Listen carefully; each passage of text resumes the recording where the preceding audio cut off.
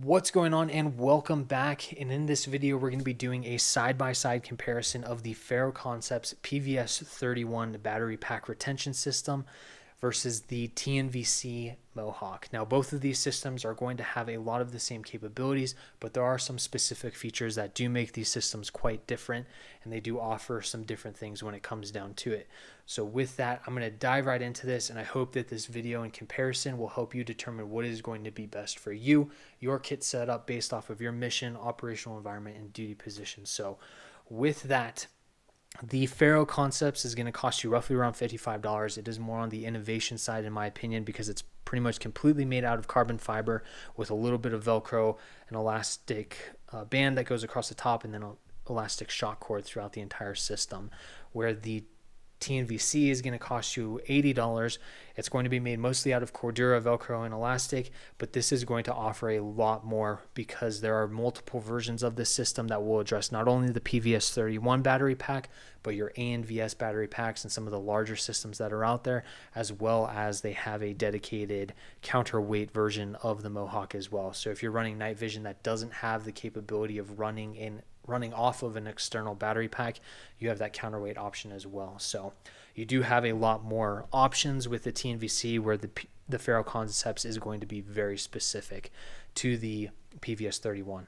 The biggest thing when it comes to being that specific is if you try and fit one of those larger battery packs in here, you risk blowing out the stitching on your entire battery pack retention system. So hopefully with time, Ferro Concepts will come out with something to address the other battery pack systems that are out there, but we'll see who's to say that they don't already have that in the works. So with that though, when it comes to the overall setup and everything, you do have Velcro on both of these for your patches, call signs, identification, tags, and all of that. You have Velcro up top for strobes and accessories. There's a little bit more Velcro, or there's a substantial more amount of Velcro on the TNVC. So if you want to run a strobe as big as your Army or military issue strobe, you have that capability with the elastic band already integrated into it. This guy is going to be more specific to your Mantas from SNS Precision, as well as the Hellstar from Core Survival. So you just have to take that into consideration based off of what equipment you have on hand or what you're using or plan on purchasing in the future.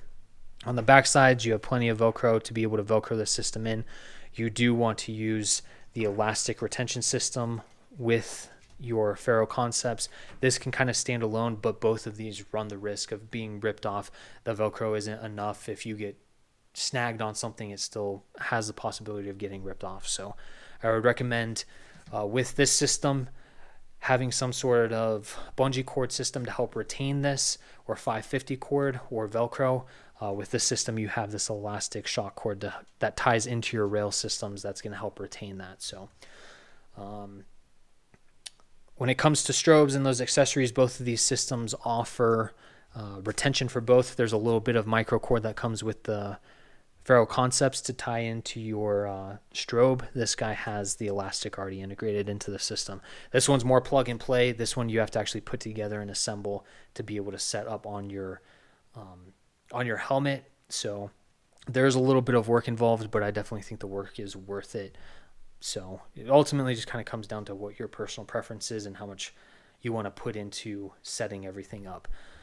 Other than that, a couple other minor features. When it comes to the TNVC Mohawk, you have a little bit of elastic here for cord retention. If you want to throw batteries in there, you can. You have some additional loops down here at the bottom. Honestly, I've never seen anybody use these. They always tuck them away, but I'm assuming that they have to do with tying into your helmet to help keep things retained, and the bolts on the rail system or on the helmet itself.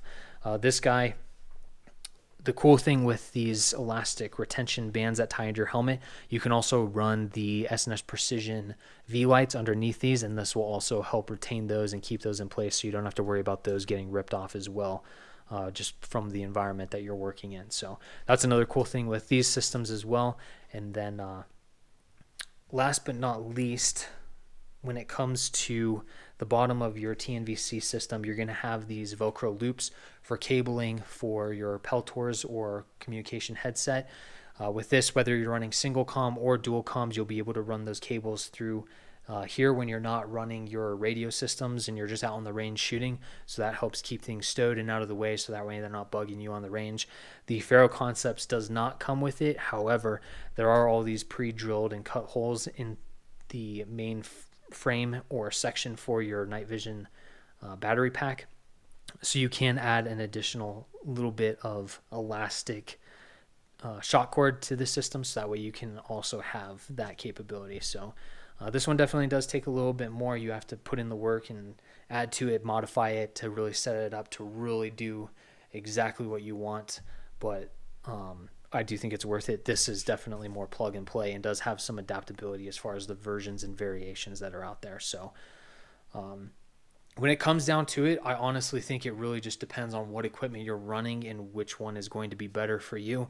I personally err towards the Ferro Concept side because it addresses a lot more of the needs that I have, but I know some guys that are running this where this is significantly better than the Ferro Concepts for them. So it really just comes down to the individual, what your mission is, the operational environment that you're working in, what equipment that you have based off of your duty position, so that way you're setting everything up to work and function to the best of its ability, enabling you rather than inhibiting you. So with that, I hope that helps, and determining what's going to be best for you and your kit setup based off of everything that you have going on. So if you have any questions, please feel free, leave a comment. We'll answer those questions and help you out in any way possible.